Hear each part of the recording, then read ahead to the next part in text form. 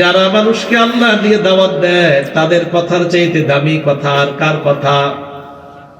তাহলে যারা দাওয়াত দেয় দ্বিতীয় ফলাফল তাদের কথা শ্রেষ্ঠ কথা।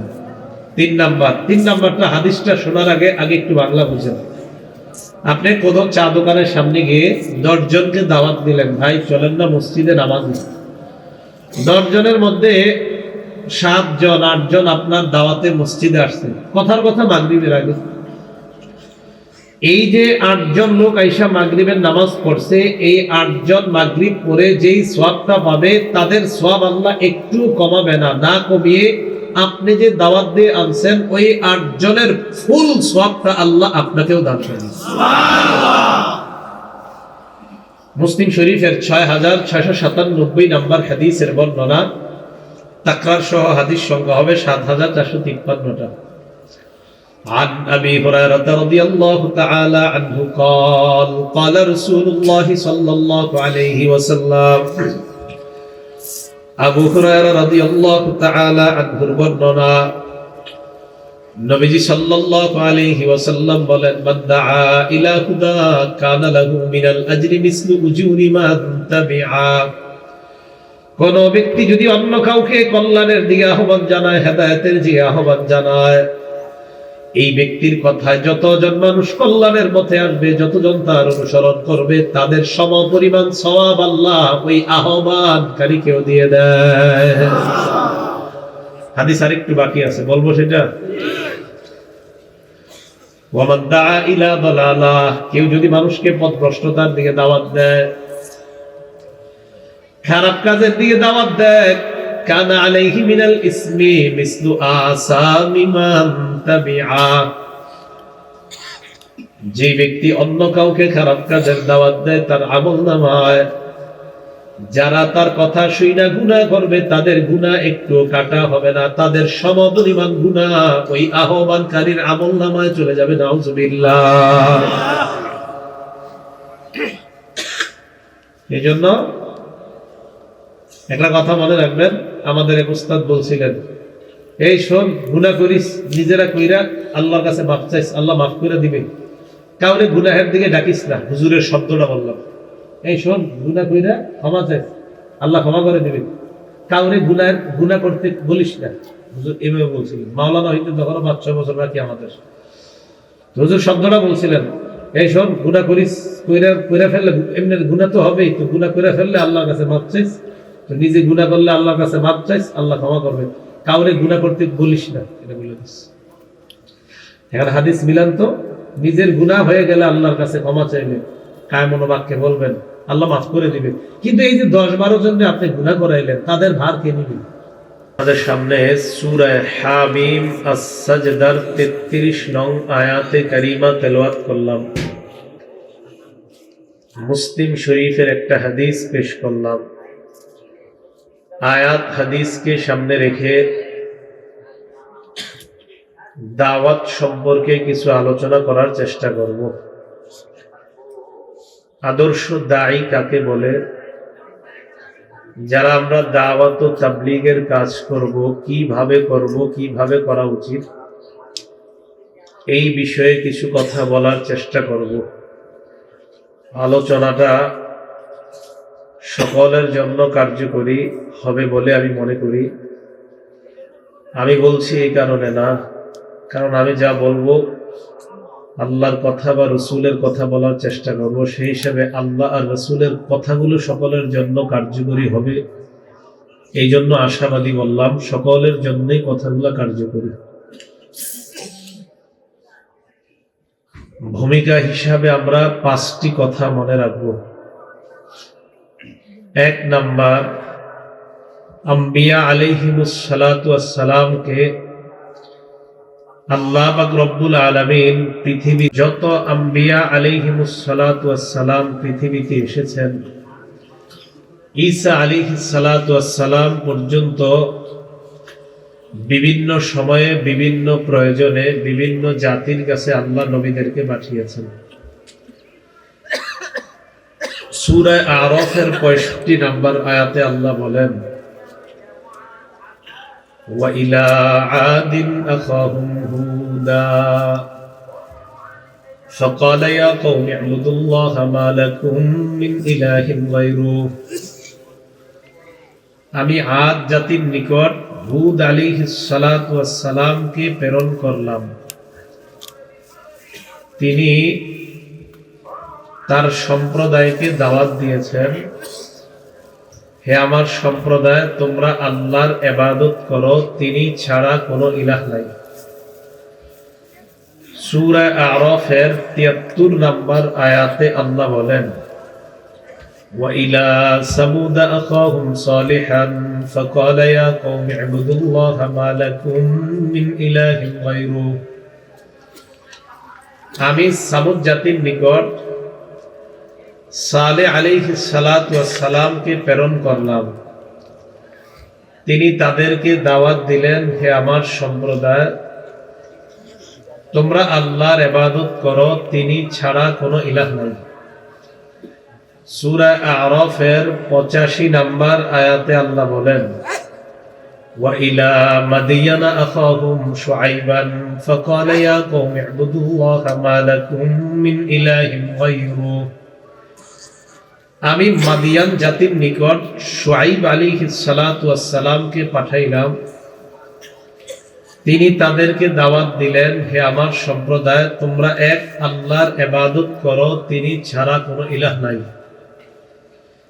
ঈসা আলাইহিস সালাতু ওয়াস সালাম পর্যন্ত এইভাবেই দাওয়াতের কাজ চলছিল। ঈসা আলাইহিস সালাতু ওয়াস সালাম থেকে নিয়ে আমাদের নবী পর্যন্ত লম্বা সময় একটা গ্যাপ তৈরি হয়। দীর্ঘ সময় অতিবাহিত হওয়ার পর শেষ নবী মুহাম্মদ সাল্লাল্লাহু আলাইহি ওয়াসাল্লামকে আল্লাহ গোটা জগতের জন্য নবী হিসাবে পাঠিয়েছেন। তো এক নাম্বার বিষয় জানলাম, আম্বিয়া আলাইহিমুস সালাতু ওয়াস সালাম জাতিকে দাওয়াত দিয়েছেন। দ্বিতীয় বিষয়, আল্লাহ নবীজি সাল্লাল্লাহু আলাইহি ওয়াসাল্লামকে তাবলীগ করার হুকুম করেছেন। সূরা মাইদার ৬৭ নম্বর আয়াতে আল্লাহ পাক রব্বুল আলামিন বলেন, ইয়া আইয়ুহার রাসূল বাল্লিগ মা উনজিলা ইলাইকা মির রাব্বিক। হে রাসূল, আপনার কাছে যা অবতীর্ণ করা হয়েছে আপনি তার তাবলীগ করেন, তা আপনি পৌঁছে দেন। দ্বিতীয় বিষয়টা জানলাম, আমাদের নবীকে আল্লাহ তাবলীগ করার হুকুম করেছেন। তৃতীয় বিষয়, নবীজি গোপনে তাবলীগ করেছেন, প্রকাশ্যেও তাবলীগ করেছেন। গোপনে দাওয়াত দিয়েছেন, প্রকাশ্যেও দাওয়াত দিয়েছেন। নবীজি সাল্লাল্লাহু আলাইহি সাল্লাম প্রাথমিক দিকে গোপনে দাওয়াত দেওয়ার পর আল্লাহ পাক রব্বুল আলামিন কোরআনের একটা আয়াত নাযিল করলেন, ওয়া আনজির আশিরাতাকাল আকরাবিন। নবী, আপনি আপনার নিকট আত্মীয়দেরকে জাহান্নামের ভয় দেখান। সহিহ বুখারীর ৪৭৭০ নম্বর হাদিসের বর্ণনা। عن عبد الله بن عباس رضي الله تعالى عنهما قال لما نزلت وأنذر عشيرتك الأقربين صعد النبي صلى الله عليه وسلم على الصفا। যখন এই আয়াতটা নাজিল হলো, আপনি আপনার নিকট আত্মীয়দেরকে জাহান্নামের ভয় দেখান, রাসূলুল্লাহ সাল্লাল্লাহু আলাইহি ওয়াসাল্লাম তখন সাফা পাহাড়ে উঠলেন। ফাজআলা ইউনাদি ইয়া বনি ফিহরিন ওয়া ইয়া বনি আদিয়িন লিবুতুনি কুরাইশিন।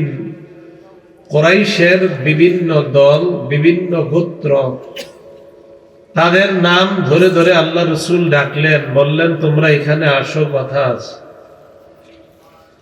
فجعل الرجل إذا لم يستطع أن يخرج أرسل رسولا لينظر ما هو জনগণ আসতে লাগলেন। যিনি আসতে পারেননি তিনি একজন প্রতিনিধি পাঠিয়ে দিয়েছেন, যাও তো মোহাম্মদ কি বলে শুনে আসো।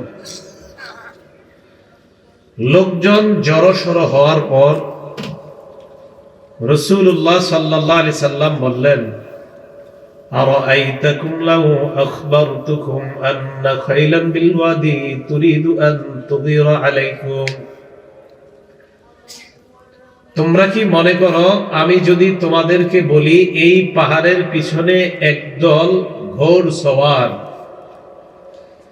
অপেক্ষা করছে যারা তোমাদের উপর অতর্কিত হামলা করতে চায়, আকুনতুম মুসাদ্দিকিয়া, তোমরা কি আমার কথা বিশ্বাস করবে?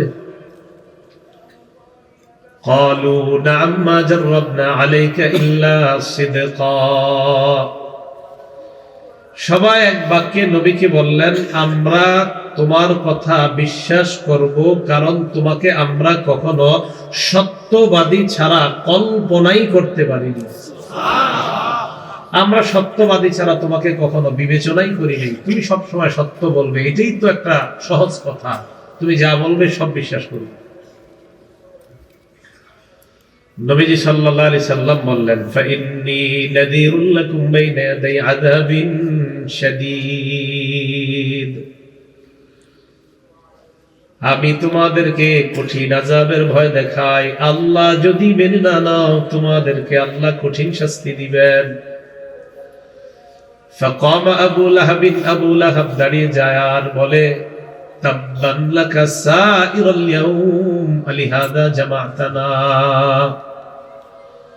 মুহাম্মদ তুমি কি আমাদেরকে এই কারণে একত্রিত করেছ? তোমার পুরাটা দিন ধ্বংস হোক, নাউজুবিল্লাহ, তুমি ধ্বংস হও, এই কারণে রাখছো আমাদেরকে।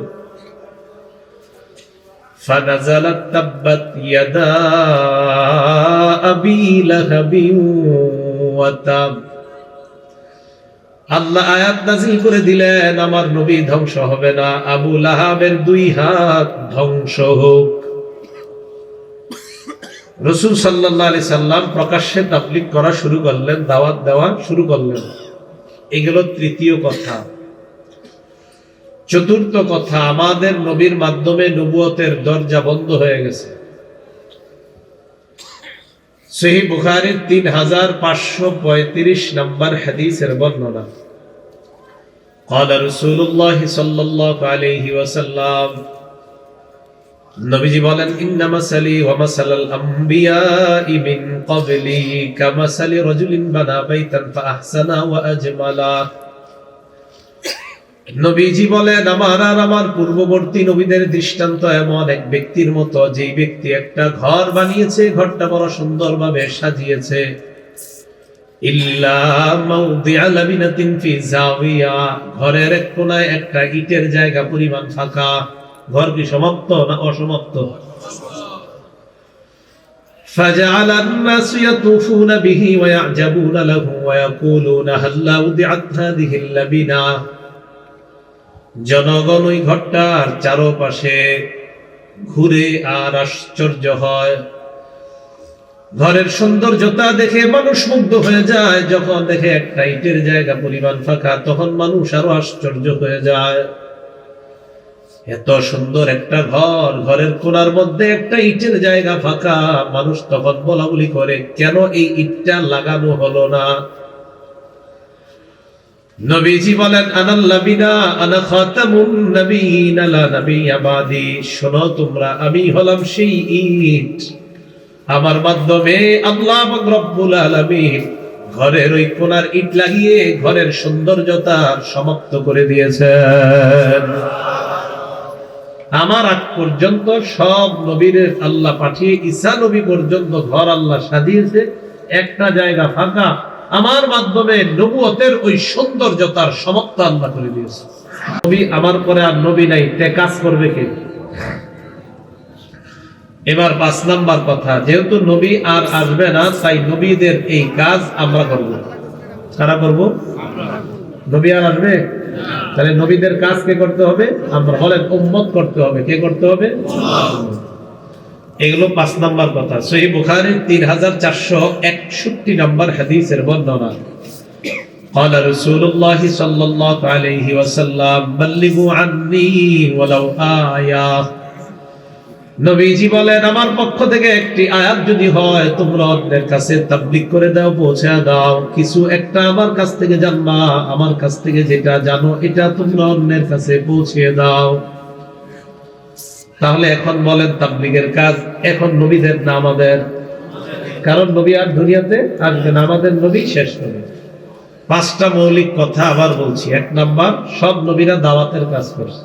দুই নাম্বার, আমাদের নবীকে তাবলীগের হুকুম করছে। তিন নাম্বার, প্রকাশ্যে তাবলীগ করেছেন, গোপনে তাবলীগ। চার নাম্বার, নবীর মাধ্যমে নবুয়তের দরজা বন্ধ। তাহলে পাঁচ নাম্বার কথা, কাজ করবে কারা? উম্মত এখন তাবলীগের কাজ করবে। দাওয়াতের কাজ যারা করবে তারা মৌলিক পাঁচটা ফলাফল মনে রাখবে। কয়টা? বিশেষ করে আলোচক, ওয়াইজ, খতিব সাহেব যারা আছেন, মাশাআল্লাহ অনেক আইম্মে মাসাজিদরা আছেন, এটা আমরা সবার জন্য।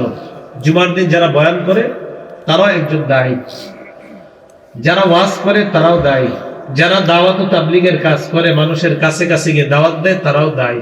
এই দায়ীদের মৌলিক কয়টা ফলাফল মনে রাখবো? এক নাম্বার, যারা মানুষকে কল্যাণের দিকে আহ্বান করে, সৎ কাজের আদেশ করে, অসৎ কাজের নিষেধ করে, আল্লাহ তাদেরকে কোরআনে সফল মুমিন বলে ঘোষণা করেছেন।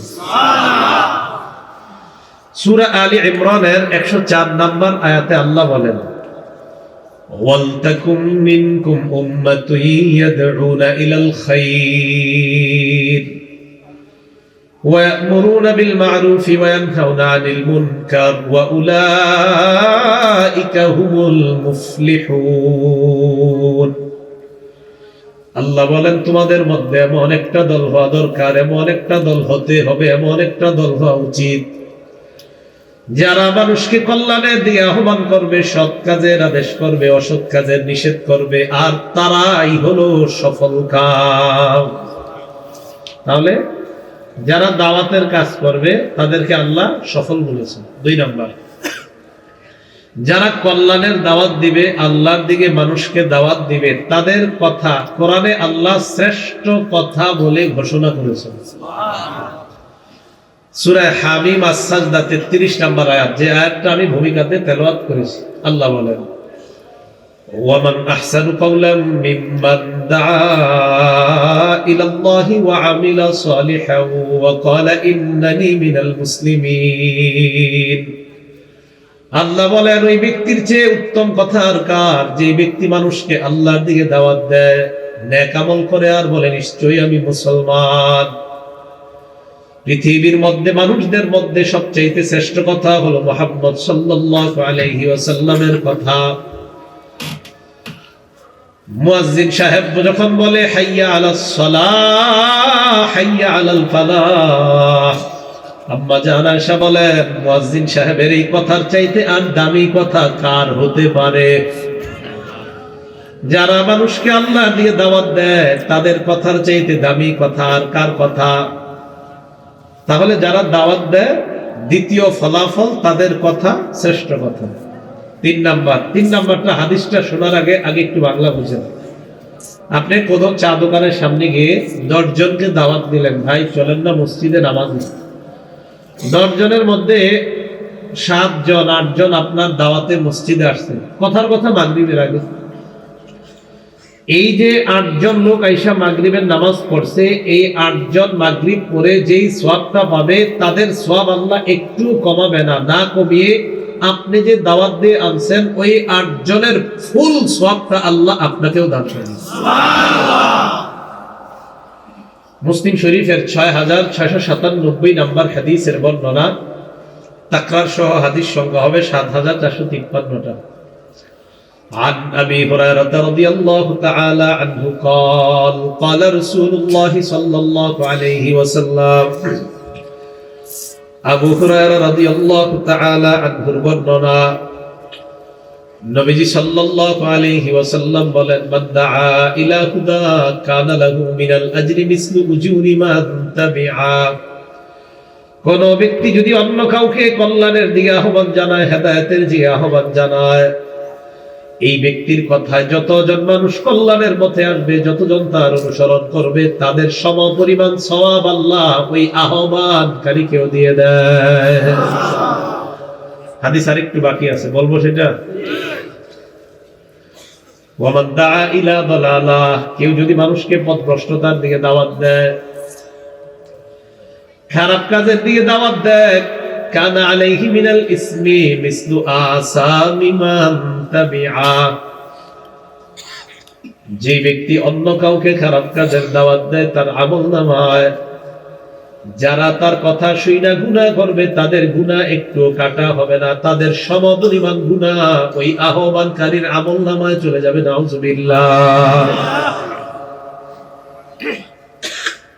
এইজন্য একটা কথা মনে রাখবেন, আমাদের এক উস্তাদ বলছিলেন, এই শোন, গুনাহ করিস, নিজেরা কইরা আল্লাহর কাছে মাফ চাইস, আল্লাহ মাফ করে দিবে। কাউরে গুনাহের দিকে ডাকিস না, হুজুরের শব্দটা বললাম। এই শোন, গুনাহ কইরা ক্ষমা চাইস, আল্লাহ ক্ষমা করে দিবে। কাউরে গুনাহ করতে বলিস না, হুজুর এভাবে বলছিলেন। মাওলানা হইতে তখন 5-6 বছর বাকি আমাদের। হুজুর শব্দটা বলছিলেন, এই শোন, গুনাহ করিস, কইরা ফেললে এমনি গুনাহ তো হবেই, তো গুনাহ কইরা ফেললে আল্লাহর কাছে মাফ চাইস, তো নিজে গুনাহ করলে আল্লাহর কাছে মাফ চাইস, আল্লাহ ক্ষমা করবে। কাউরে গুনাহ করতে বলিস না, এটা বলে দিস। এখন হাদিস মিলান তো, নিজের গুনাহ হয়ে গেলে আল্লাহর কাছে ক্ষমা চাইলে কায় মনোবাক্যে বলবেন, আল্লাহ মাফ করে দিবে। কিন্তু এই যে 10-12 জনকে আপনি গুনাহ করাইলেন, তাদের ভার কে নিবে? আল্লাহ আমাদেরকে হেফাজত করেন, আমিন।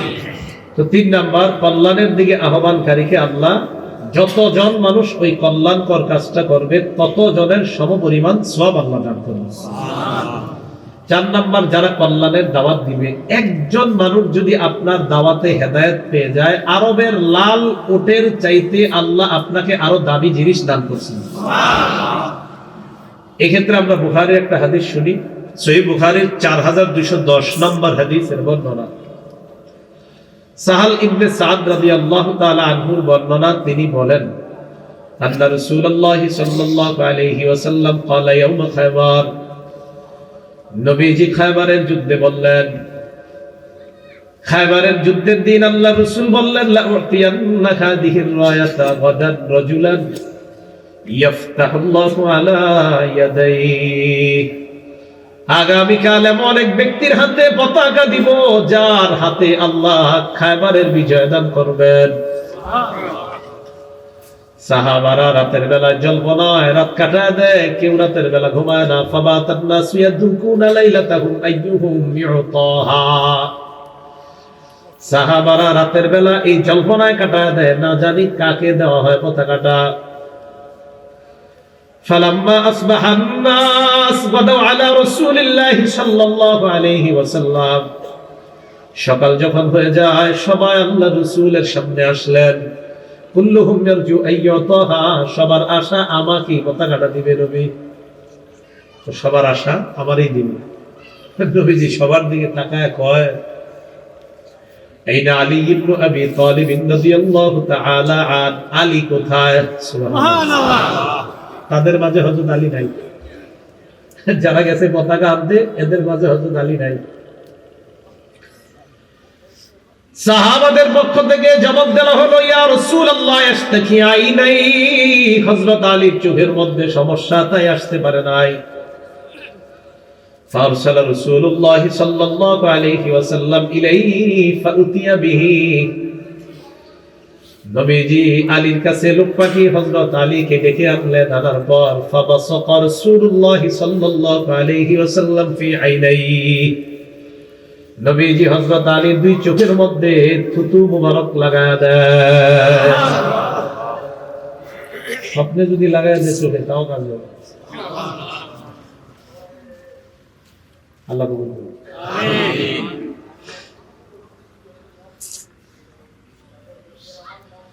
ওয়াদাআ লাহু, সাথে সাথে দোয়া করছে হযরত আলীর জন্য। সাহাবারা বলেন, ফাবারাআ কান্নাহু লাম ইয়াকুন বিহি ওয়াজাউন, এমন ভাবে সুস্থ হয়েছে, চোখের দিকে তাকায় মনে হলো আমাদের যে হযরত আলীর চোখে কোনোদিনও কোনো রোগ বিমারি অসুস্থতা হয় নাই। সুবহানাল্লাহ।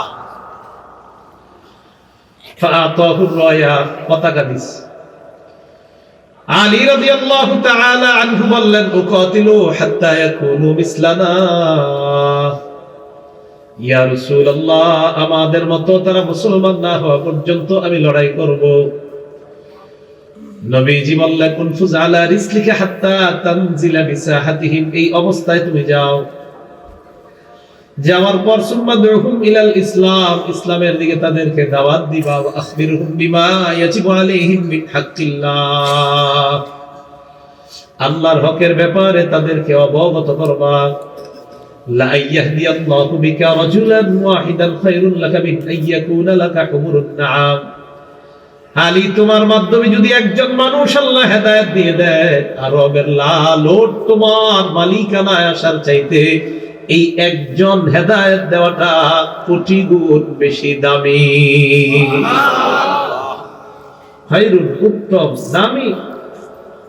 একটা মানুষ যদি আল্লাহ তোমার দ্বারা হেদায়েত দেয়, তাহলে দাওয়াতের 4 নাম্বার ফলাফল, একটা মানুষ যদি আপনার কারণে হেদায়েত পেয়ে যায়, আরবের লাল উটের মালিক হওয়ার চাইতে আরো দামি জিনিসের মালিক আল্লাহ তবে বানায় দিয়েছে। 5 নাম্বার, যারা দাওয়াতের কাজ করি, তাবলীগের কাজ করি, পৌঁছানোর কাজ করি, তাদের জন্য নবীজি 1500 বছর আগে দোয়া করে গেছে। তিরমিজি শরীফের 2657 নাম্বার হাদিস। বিশেষ করে খতিব সাহেব যারা আছে, তারা তো প্রত্যেক জুমায় এত পরিমাণ নবীজির এই দোয়াটা পায়। ক্বালা রাসূলুল্লাহ সাল্লাল্লাহু আলাইহি ওয়াসাল্লাম, তিরমিজির বর্ণনা 2657 নম্বর হাদিসে আল্লাহ রাসূল বলেন, নাদ্দারাল্লাহু ইমরাআন সামিআ মিন্না শাইআন ফাবাল্লাগাহু কামা সামিআ। ওই ব্যক্তিকে আল্লাহ আলোক উজ্জ্বল বানায় দেন, ওই ব্যক্তিকে আল্লাহ আলোকিত বানায় দেন যে ব্যক্তি আমার কাছে কিছু শুনে, শোনার পর যেভাবে শুনেছে ওইভাবে অন্যের নিকট পৌঁছিয়ে দিয়েছে। সাহাবারা শুনছে, পৌঁছাইছে, এরপর এইভাবে আস্তে আস্তে আস্তে আস্তে এই পর্যন্ত। তো যতটুকু শুনবো ততটুকু যদি তাবলীগ করি, আল্লাহ রাসূলের দোয়া পাওয়া যায়। এই হলো 5টা ফলাফল। 1 নাম্বার সফল, 2 নাম্বার দাঈর কথা শ্রেষ্ঠ কথা, 3 নাম্বার যিনি দাওয়াত দেয় তার আহ্বানে যতজন কল্যাণে সাড়া দিবে ওই পরিমাণ সওয়াব তিনিও পাবে। 4 নাম্বার, আরবের লাল কোটের মালিকানার চাইতেও একজন হেদায়েত পেয়ে যাওয়াটা আরো বেশি উত্তম। 5 নাম্বার, দায়ীর জন্য দায়ী যেন আলোকিত হয়ে যায়, তাকে যেন আলোকিত বানায়া দেয় আল্লাহ। এই নবী 1500 বছর আগে দোয়া করে গেছেন। তাহলে দায়ীর জন্য নবী দোয়া করে গেছেন। তাহলে ভূমিকায় জানলাম 5 কথা, ফলাফল 5টা হইল কয়টা? যিনি দাওয়াত দিবে, যিনি বক্তা হবে, যিনি আলোচনা করবে, যিনি মুবাল্লিগ হবে, যিনি দাঈ ইলাল্লাহ হবে, তার মৌলিক 9টা গুণ থাকা দরকার। কয় গুণ? 9 গুণ। 1 নাম্বার আল ইখলাসু ফিদ দাওয়া, ইখলাসের সাথে দাওয়াত দেওয়া। কিসের সাথে? ইখলাসের সাথে দাওয়াত দেওয়া। দাওয়াত একটা ইবাদত, এই ইবাদত ইখলাসের সাথে করা। বলেন আমার সাথে, দাওয়াত কি? ইবাদত। এই ইবাদত কিসের সাথে করা? ইখলাসের সাথে। সূরা জুমারের 11 নাম্বার আয়াতে আল্লাহ বলেন, কুল ইন্নী উমিরতু আন আ'বুদাল্লাহা মুখলিসান লাহুদ্দীন। নবী আপনি বলেন, আমাকে আদেশ করা হয়েছে আমি যেন একনিষ্ঠভাবে আল্লাহর ইবাদত করি। তাহলে 1 নাম্বার একনিষ্ঠভাবে দাওয়াত দেওয়া। 2 নাম্বার, যিনি দাওয়াত দিবেন তিনি এই বিশ্বাস করবেন, ইয়াতাকিদু আন্নাহু ওয়ারিসুন লিন-নবী সাল্লাল্লাহু আলাইহি ওয়াসাল্লাম। যিনি দাওয়াত দিবেন, যিনি দাঈ ইলাল্লাহ হবেন, যিনি আলোচক হবেন, যিনি খতিব হবেন, তিনি মনে করতে হবে, যিনি মুআল্লিম হবেন, যিনি মুহাদ্দিস হবেন, যিনি মুফাসসির হবেন, যিনি মুফতি হবেন, যিনি শাইখুল হাদিস হবেন, তিনি মনে করতে হবে আমি আল্লাহর নবীর ওয়ারিস। মিরাজ বন্টনে কোনো প্রকার খেয়ানত করা যাবে না। মিরাজ বন্টনে খেয়ানত করা যাবে না। এই মঞ্চে বসা, এখানে বসে কথা বলা মানে আল্লাহ রাসূলের মিরাজ বন্টন করা। এই বন্টনে একটু খেয়ানত করা যাবে না। খুব উঁচা জিনিস, খুব কঠিন কাজও হের ফেরে ঝামেলা হয়ে যেতে পারে। as-silsilatus sahiha 27 নম্বর বর্ণনা। قال رسول الله صلى الله عليه وسلم, নবীজি বলেন, ইয়া আইয়ুহান নাস ইন্না রাব্বাকুম ওয়াহিদ, হে মানুষ তোমাদের রব একজন, ওয়া ইন্না আবাকুম ওয়াহিদ, তোমাদের বাবা একজন। আলা লা ফাদলা লিআরাবিয়্যিন আলা আজমিয়্যিন ওয়ালা লিআজমিয়্যিন আলা আরাবিয়্যিন ওয়ালা লিআহমারা আলা আসওয়াদা ওয়ালা লিআসওয়াদা আলা আহমারা ইল্লা বিত্তাকওয়া। নবীজি বলেন, আরবের উপর অনারবের শ্রেষ্ঠত্ব নাই, অনারবের উপর আরবের শ্রেষ্ঠত্ব নাই, কালো মানুষের উপর সাদা মানুষ, লাল মানুষের শ্রেষ্ঠত্ব নাই, লাল মানুষের উপর কালো মানুষের শ্রেষ্ঠত্ব নাই, তবে তাকওয়া, তাকওয়া যার হবে ওই মানুষটা আল্লাহর কাছে শ্রেষ্ঠ হয়ে যায়। যার মধ্যে তাকওয়া থাকবে, আল্লাহর ভয় থাকবে, ওই মানুষটা আল্লাহর কাছে শ্রেষ্ঠ হয়ে যায়, সম্মানিত হয়ে যায়। নবীজি এরপর বললেন, আলা হাল বাল্লাগতু, শোনো সাহাবারা, আমি কি আমার দায়িত্ব পালন করেছি? কমান কমান, মাইকম্যান ভাই বাড়াই কিনলে জানেন নি, ওই এলাকার সাথে পাল্লা দিতেছে, কি করবে বেটা, কিছু করার নাই, কমান কমান। আলা হাল বাল্লাগতু, আমি কি আমার দায়িত্ব পালন করেছি? সাহাবারা বললেন না। সাহাবারা বললেন, হ্যাঁ হুজুর, আপনি আপনার দায়িত্ব পালন করেছেন। তো নবীজি বললেন, হাল বাল্লাগতু, আমি কি আমার দায়িত্ব পালন করেছি? সাহাবারা বললেন, হ্যাঁ আপনি আপনার দায়িত্ব পালন করেছেন। পরে নবী বললেন, আলা ফালইউবাল্লিগিশ শাহিদুল গায়ব, তোমরা অনুপস্থিত যারা আছে, এই উপস্থিতরা অনুপস্থিতদের কাছে আমার প্রত্যেকটা বাণী তোমরা পৌঁছে দিবে। যারা অনুপস্থিত আছে, তোমরা এখানে যারা উপস্থিত আছো, তোমাদের উপস্থিতরা অনুপস্থিত যারা আছে তাদের কাছে যেন তাবলীগ করে দেয়, তাদের কাছে যেন পৌঁছে দেয়।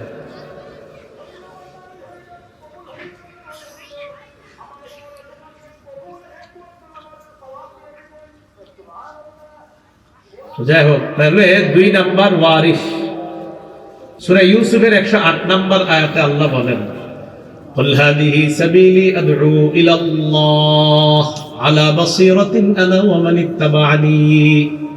নবী আপনি বলেন, আমি জেনে শুনে এই রাস্তায় দাওয়াত দেই, এটা আমার রাস্তা, আমি দাওয়াত দেই, আর আমার যারা অনুসরণ করে তারাও এই রাস্তায় দাওয়াত দেয়। আমরা কি নবীজির অনুসরণ করি?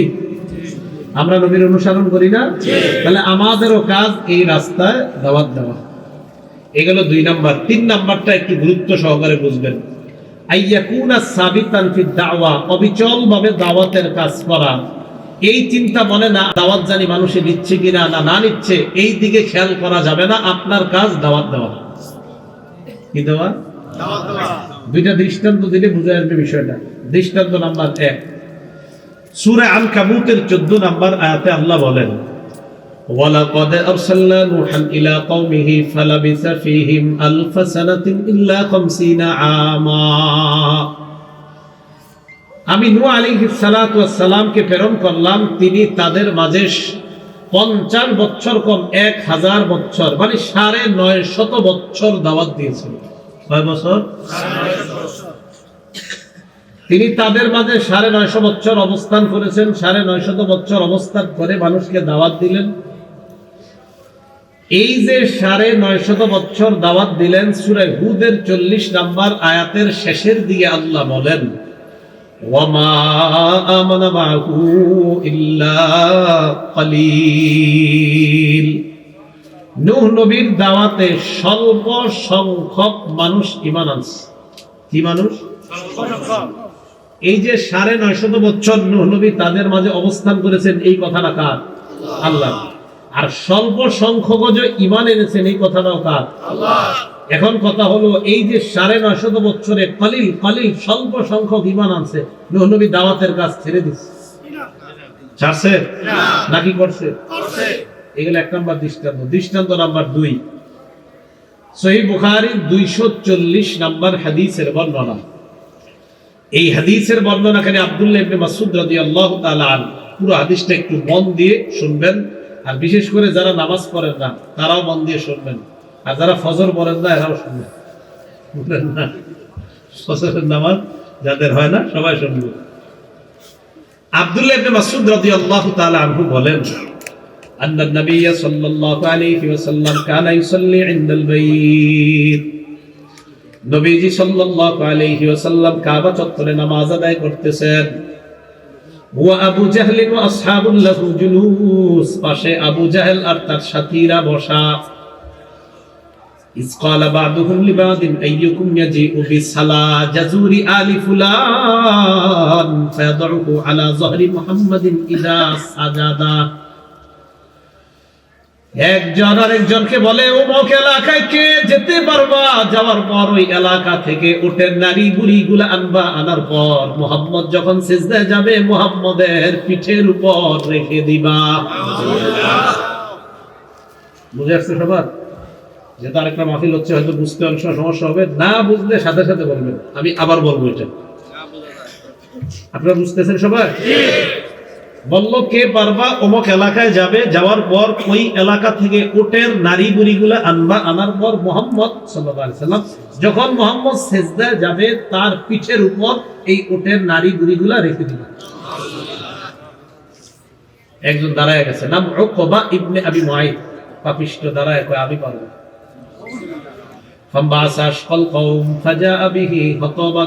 দাঁড়িয়ে যায়, উটের নারী বুড়িগুলা নিয়ে আসছে, ফানাযরা নবীর দিকে লক্ষ্য রাখলো। হাত্তা ইযা সাজাদা নবী সাল্লাল্লাহু আলাইহি ওয়াসাল্লাম, আল্লাহ নবী যখন সিজদায় যায়, ওয়াদাহু আলা যহরিহি বাইনা কাতিফাইহি, নবীজির পিঠ আর দুই কাঁধের মাঝামাঝি জায়গায় ওই উটের নারী বুড়িগুলা রেখে দেয়। একবার এই কথাটা আপনি ভাববেন, এই হাদিসটা আপনি সামনে রাখবেন আর মনের মধ্যে কল্পনায় আনবেন, আমার নবী কাবা চত্বরে নামাজ আদায় করে, পাশে আবু জাহেল আর তার সাঙ্গ পাঙ্গরা বসা, মাঝখানে আপনি নিজের কল্পনা করবেন, একদিকে বেঈমানরা বসা আর একদিকে আল্লাহ রাসূল সিজদায়, তার পিঠের উপর উটের নারী বুড়ি। আব্দুল্লাহ ইবনে মাসউদ বলেন, ফাজালু ইয়াদহাকুনা, বেঈমানরা হাসাহাসি করতেছে, ইউহিলু বা'দুহুম আলা বা'দিন, হাসতে হাসতে একজন আরেকজনের উপর পড়তেছে। মানে বিষয়টা দেখো দেখো মুহাম্মদ কেমন দেখা যায়, এইভাবে হাসতে হাসতে পড়ে। ভাইও আমি আপনাদেরকে গুরুত্ব সহকারে বলি, হাসির জন্য না, একদিক দিয়ে যাক পাইবা বেঈমানরা হাসে, আরেক দিক দিয়ে নবীজির পিঠের উপরে ওঠে নারী বুড়ি। আমি আপনি পাঁচ ওয়াক্ত নামাজের হাইয়া আলাস সালাহ হাইয়া আলাল ফালাহ শোনার পরেও, ঘরের পাশে মসজিদটা থাকার পরেও মসজিদে যাই না। একটু কল্পনা করতে পারেন যে আমার রাসূল সিজদায় পড়া, তার পিঠের উপরে উঠে নারী বুড়ি। মা বোনরাও একটু কল্পনা আনেন যে আমার রাসূলের পিঠের উপরে ওঠে নারী বুড়ি, আরেক দিক দিয়ে বেঈমানরা আমার রাসূলের ওই সিজদার দৃশ্য আর উঠে নারী বুড়ি দেখে হাসছে। আমি আপনি বাচ্চাকে দুধ খাওয়ানোর অজুহাতে নামাজে অলসতা করছি, রান্নার অজুহাতে নামাজে অলসতা করছি। আল্লাহ আমাদের সকলকে বুঝার তৌফিক দান করেন, নামাজ ছাইরেন না। তো বেঈমানরা হাসাহাসি করতেছে। ফাজাআতু ফাতেমা, ফাতেমা রাদিয়াল্লাহু তাআলা আনহা আসলেন। ফাতারাহাত আর রাসূলিল্লাহ সাল্লাল্লাহু আলাইহি ওয়াসাল্লাম, নবীজির পিঠের উপর থেকে ওই উটের নারী বুড়িগুলা সরায় দেয়। ফারাফা রাসা, আল্লাহ নবী মাথা উঠায়। এখন আপনাদের কাছে জানতে চাই, আল্লাহ রাসূলকে এত পরিমাণ কষ্ট দেওয়ার পরের দিন আর নবী দাওয়াত দেয় নাই? আইয়াকুনা সাবিতা, অবিচল ভাবে দাওয়াতের কাজ করতে হবে, দাওয়াত দিতেই থাকতে হবে। নবী 950 বছর দাওয়াত দিয়েছেন, রাসূল সাল্লাল্লাহু আলাইহি সাল্লামকে এইভাবে অপমান করার পরেও দাওয়াত দিয়েছেন। এগুলো 3 নাম্বার দায়ীর গুণ। 4 নাম্বার মুবাল্লিগের গুণ, দাঈর গুণ, খতিব সাহেবের গুণ, আলোচকের গুণ, বক্তার 4 নাম্বার গুণ, কথার কষ্ট, কর্মের কষ্ট সহ্য করার ক্ষমতা থাকা। বলেন, কথার কষ্ট, কর্মের কষ্ট সহ্য করার ক্ষমতা থাকা। এই ব্যাপারে 2টি দৃষ্টান্ত। প্রথমে কথার কষ্টের দৃষ্টান্ত দেন। সূরা আনআমের 34 নাম্বার আয়াতে আল্লাহ বলেন, ওয়ালাকাদ কুযিবাত রুসুলুম মিন ক্বাবলিকা ফাসাবারু আলা মা কুযিবু ওয়া উযু হাত্তা আতাহুম নাসরুনা। আপনার পূর্বে রাসূলদেরকে মিথ্যাবাদী বলা হয়েছে, মিথ্যাবাদী বলা হয়েছে। নবীদেরকে মিথ্যাবাদী বলা হয়েছে, কষ্ট দেওয়ার পরেও তারা ধৈর্য ধারণ করেছে। সূরা আরাফের 66-67 নম্বর আয়াতে আল্লাহ পাক রব্বুল আলামিন বলেন, قال الملأ الذين كفروا من قومه إنا لنراك في سفاهة وإنا لنظنك من الكاذبين। হুদ আলাইহিস সালাতু ওয়াস সালামকে বেঈমান না কয়, ও হুদ পয়গম্বর, আমরা তোমার মাঝে নির্বুদ্ধিতা দেখতে পাই আর আমরা তোমারে মিথ্যাবাদী মনে করি। উম্মত নবীরে কয় আমরা তোমারে মিথ্যাবাদী মনে করি। উম্মত কয় নবী, নবী উম্মত না, উম্মত কয় নবী। তো আমাদের নবীরে আল্লাহ সান্ত্বনা দিচ্ছে, আপনার পূর্বে নবীদেরকেও মিথ্যাবাদী বলা হয়েছে, তারা কষ্ট সহ্য করেছে। এই যুগে আমি আপনি, আমরা তো নবী না, আমরা সাহাবাও না, বড় ওলিও না, তো দাওয়াত দিতে গিয়ে 2-4টা কষ্টদায়ক কথা হজম করার মতো মানসিকতা কি আমরা রাখতে পারি না? আল্লাহ তৌফিক দান করেন। কর্মের কষ্ট, এই ব্যাপারে আমরা বুখারী একটা হাদিস শুনি, 4815 নম্বর হাদিস। এই হাদিসের মধ্যে আছে উরওয়া ইবনে জুবাইর রাদিয়াল্লাহু তাআলা আব্দুল্লাহ ইবনে আমর ইবনুল আস রাদিয়াল্লাহু তাআলা আনহুর কাছে একটা বিষয় জানতে চেয়েছেন। কি? এক সাহাবী আরেকজনকে বলতেছেন, আখবিরনি বিআশাদ্দি মা সানাল মুশরিকুনা বিরাসূলিল্লাহি সাল্লাল্লাহু আলাইহি ওয়াসাল্লাম। মুশরিকরা আল্লাহর নবীকে কঠিন অত্যাচার করেছে, এমন একটা বিষয় আমাকে আপনি বলেন, আমি জানতে চাই। নবীর মুশরিকরা কঠিন কষ্ট দিয়েছে, এমন একটা কষ্টের বিষয় আমাকে আপনি জানান। আব্দুল্লাহ ইবনে আমর ইবনুল আস বললেন, বাইনামান নবী সাল্লাল্লাহু আলাইহি ওয়াসাল্লাম ইউসাল্লি বিফিনাইল কাবা। নবীজি কাবা চত্বরে নামাজ আদায় করতেছেন। নামাজ আদায় করার সময় ইসআকবালা উকবা ইবনে আবি মুআইত, উকবা ইবনে আবি মুআইত ওই যেটা, ওই আগেরটা যেটা আয়েশা উঠে নারী বলে দিছিল, এটা আবার আজকে আসছে। নবীজি নামাজ আছে, আসার পর দেখেন এই যে তাকান, আখাযা বিমানকিবি রাসূলিল্লাহ, নবীজি নামাজে নবীজির ঘাটটা এইভাবে ধরছে। আমি আপনি হাইয়া আলাস সালাহ শোনার পরেও ঘরের পাশেই মসজিদটা যাচ্ছি, কল্পনা আনেন রাসূল নামাজে, আল্লাহর পরে যিনি শ্রেষ্ঠ তিনি নামাজে, এই নামাজের অপরাধ মানে উনি কেন নামাজ পড়বে কাবা চত্বরে, এটা একজন কাফের সহ্য করতে পারতেছে না, ঘাড়ে এসে ধরছে। আমি আপনি কত আরামে মসজিদে যেতে পারতেছি, শুধু কি যেতে পারতেছি, আপনি মসজিদে গেলে সবচেয়ে নিরাপদ, কেউ আপনারা জ্বালাবে না, ঠিক না? অথচ দেখেন আমার রাসূল মসজিদে নিরাপত্তা পাচ্ছে না, রাসূল নামাজ পড়তেছে, বেঈমান গিয়ে রাসূলের কাছে পরে কি করছে দেখেন, আমার দিকে তাকান, লাওয়া সাওবাহু ফি উনুকিহি, গলার মধ্যে একটা কাপড় পেঁচে। ওই যুগে আপনার কাপড়গুলো, সুতাগুলো ছিল একটু ধারালো, পেঁচাইয়া দড়ি দিয়া মানুষকে ফাঁসি দিলে আপনার যেইভাবে চেহারাটা আপনার জিহ্বার এই অবস্থা,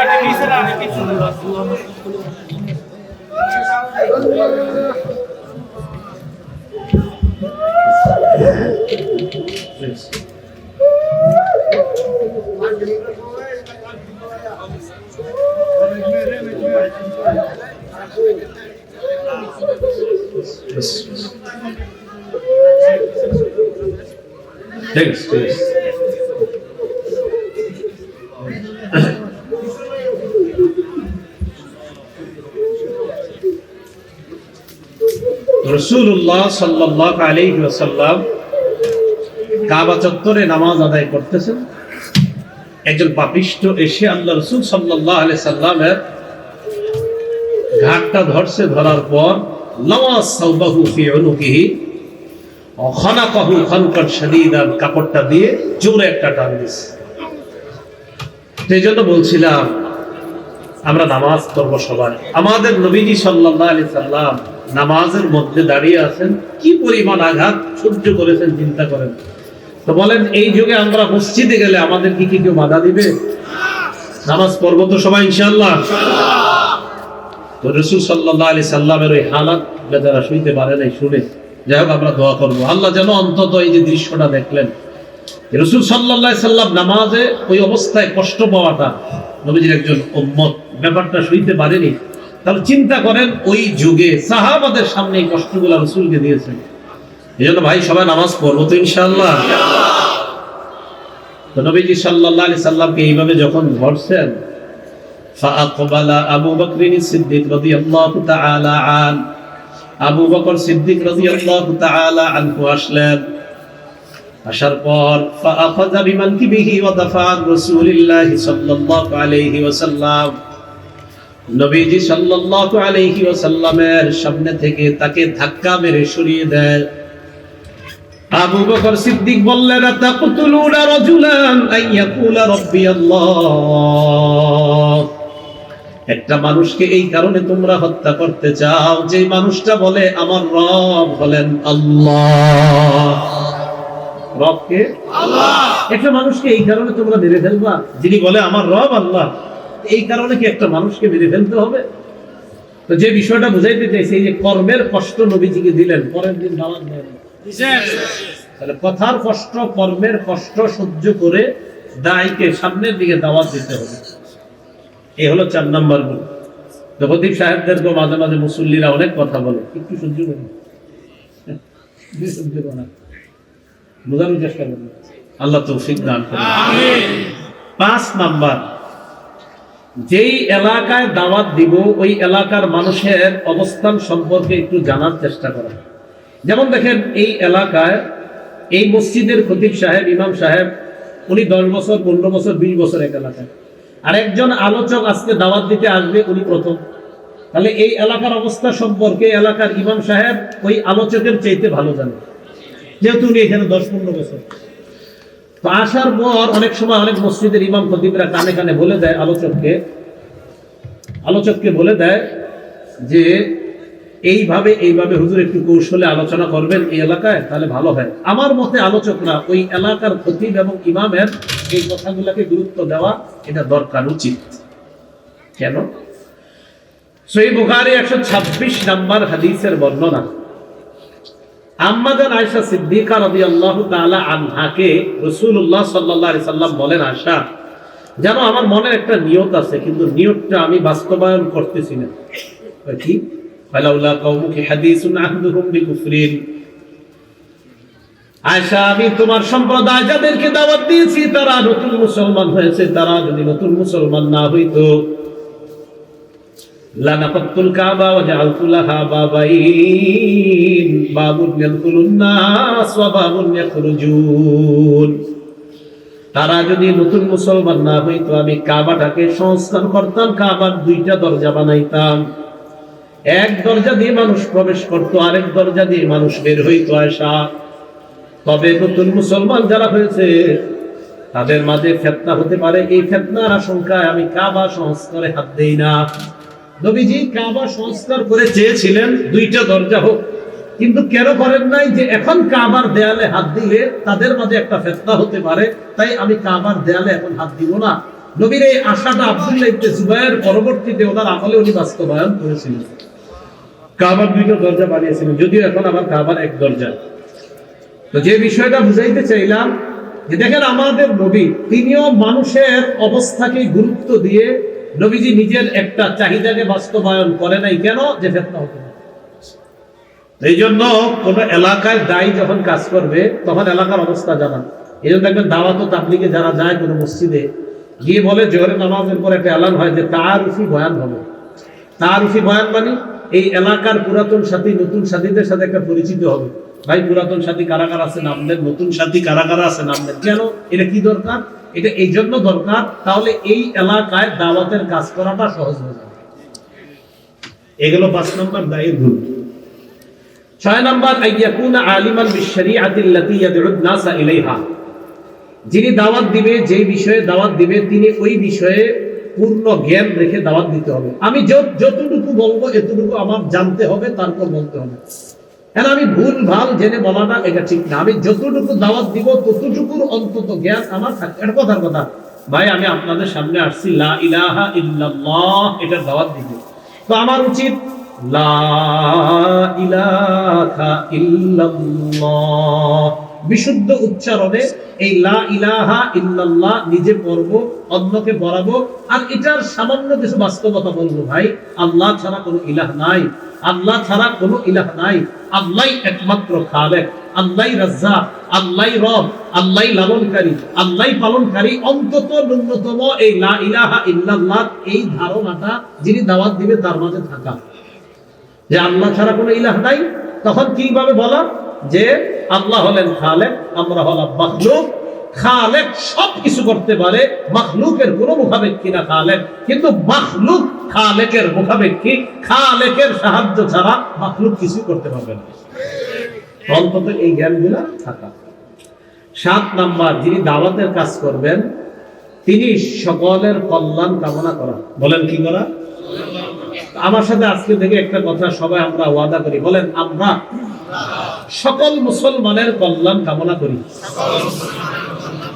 ঠিক আছে তো ইনশাআল্লাহ? সহিহ বুখারীর 57 নম্বর হাদিসের বর্ণনা, عن جرير بن عبد الله رضي الله تعالى عنه قال بايعت رسول الله صلى الله عليه وسلم على إقام الصلاة وإيتاء الزكاة والنصح لكل مسلم। জারির ইবনে আব্দুল্লাহ বলেন, আমি আল্লাহর রাসূলের কাছে বায়াত হলাম নামাজ প্রতিষ্ঠিত করার, যাকাত আদায় করব, সকল মুসলমানের কল্যাণ কামনা করব, এই মর্মে বায়াত হলাম। তাহলে নবীর হাতে হাত রেখে বায়াত হলাম, আমি নামাজ কায়েম করব, আমি যাকাত আদায় করব, আমি সকল মুসলমানের কল্যাণ কামনা করব। 8 নাম্বার, যিনি দাওয়াত দিবে, যাদেরকে দাওয়াত দিবে তাদের হেদায়েতের জন্য দোয়া করা। এটা দায়ীর 8 নাম্বার গুণ। সহিহ বুখারীর 2937 নম্বর হাদিস, 2937। এই হাদিসের মধ্যে আসছে দাউস নামে একটা গোত্র ছিল, এই গোত্রের আমর ইবনে তুফাইল আদ-দাউসি এবং তার সাথীরা নবীজির কাছে আসছে। আসার পর বললেন, ইন্না দাউসান আসাদ ওয়া আবাদ, হুজুর দাউস গোত্র নাফরমানি করছে, অস্বীকার করেছে, আপনি তাদের বিরুদ্ধে বদদুয়া করেন। কি বললেন? বদদুয়া। কি বললেন নবীজিকে? কি করতে? নবীজি বললেন, আল্লাহুম্মা হদি দাউসান ওয়াহদি বিহিম। আহারে কেমন নবী! নবীজিকে বললেন বদদুয়া করেন, আমার নবী বললেন, আল্লাহ দাউস গোত্রকে আপনি হেদায়েত দান করেন। চাইছেন কি? করলেন কি? দেখছেন নবী কেমন? হুজুর বদদুয়া করেন। নবীজি বললেন, আল্লাহুম্মা হদি দাউসান, আল্লাহ দাউস গোত্রকে আপনি হেদায়েত দান করেন, ওয়াক্তি বিহিম, তাদের সবগুলোরে ইসলামের ছায়া তলে নিয়ে আসেন। সুবহানাল্লাহ। আমাদের নবীর এই কথাগুলা অন্যদের মাঝে ছড়িয়ে দেন, যে দেখো আমাদের নবী তো এমন। তাকে এসে মানুষকে বদদুয়া করেন, আমার নবীকে আল্লাহ তারে হেদায়েত দেন। সুবহানাল্লাহ। 9 নাম্বার, যিনি দাওয়াতের কাজ করবে তিনি যা বলবে নিজেও তা আমল করবে। এটা 9 নাম্বার গুণ দায়ী। সূরাতুস সফফি 2-3 নাম্বার আয়াতে আল্লাহ বলেন, ইয়া আইয়ুহাল্লাযীনা আমানু লিমা তাকুলুনা মা লা তাফআলুন। হে ঈমানদারগণ, তোমরা যা করো না তা কেন বলো? কাবুর মাকতান ইনদাল্লাহি আন তাকুলু মা লা তাফআলুন। তোমরা যা করো না তা বলাটা আল্লাহর কাছে কত বড় অপরাধ।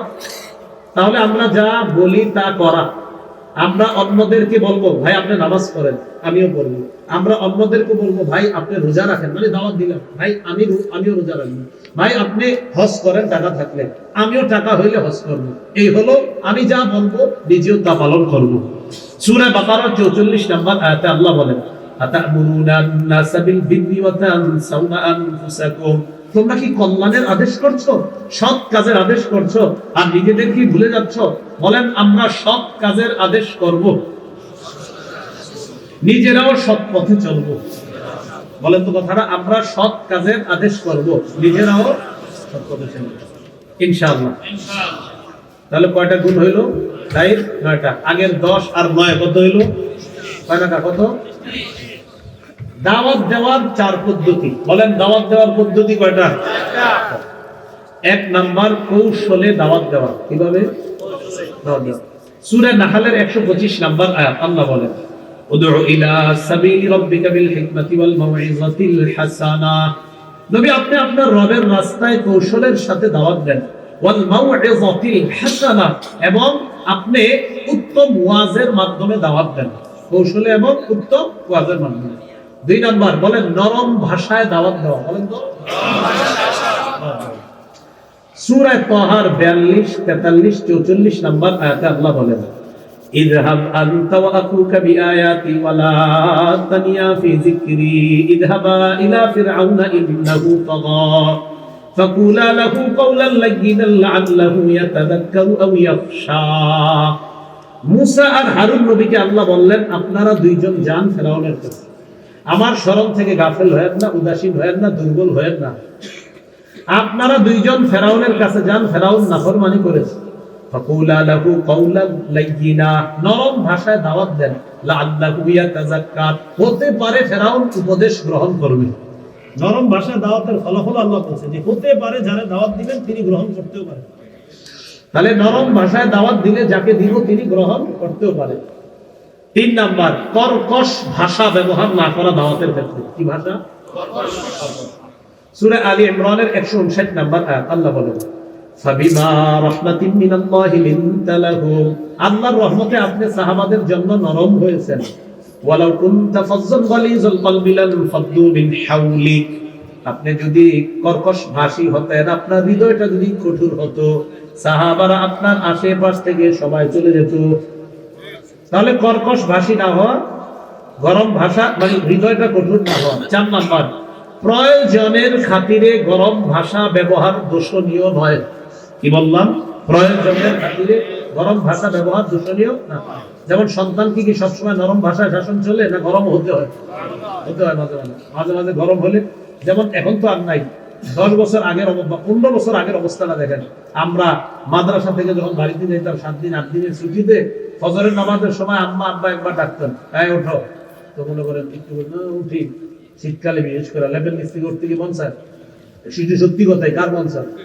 আপনার আবার শরম ভাঙে তো, শীতকালে তো আরামই লাগে লেভেল, এটা তো সত্যি কথাই।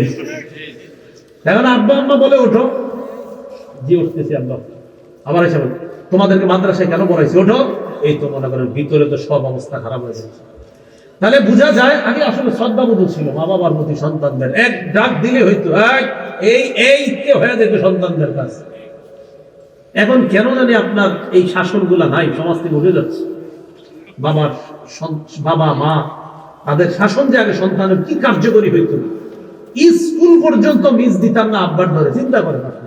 একদিন স্কুল মিস দেওয়া না জানি কি হয়। এদিকটা স্যারের ডর আর এদিকটা আব্বার ডর। বাড়িতে থাকবো তো আব্বা খবর করে ফেলবে, স্কুলে যাবো না, স্যার ছাত্র 3-4 জন পাঠায় কি করতে আগে উঠাই দিচ্ছ।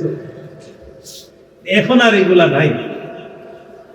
তো বলছিলাম মাঝে মাঝে প্রয়োজনে গরম ভাষা ব্যবহার এটা দোষণীয় না। সূরা তাহরীমের 9 নম্বর আয়াত আল্লাহ বলেন ইয়া আইয়ুহান নাবিয়্যু জাহিদিল কুফফারা ওয়াল মুনাফিকিনা ওয়াগলুজ আলাইহিম, নবী আপনি কাফের মুনাফিকদের বিরুদ্ধে লড়াই করেন আর কঠোর হন। তাহলে প্রয়োজনে কঠোর হওয়া। ইবনে মাজার 45 নম্বর হাদিসে আছে কানা রাসূলুল্লাহ সাল্লাল্লাহু আলাইহি ওয়াসাল্লাম ইদা খাতাবা, নবী যখন ভাষণ দিতেন ইহমাররাত আইনা, নবীর চোখ মুবারক লাল হয়ে যেত। ওয়া আলা সাউতুহু, নবীর আওয়াজ উঁচু হয়ে যেত।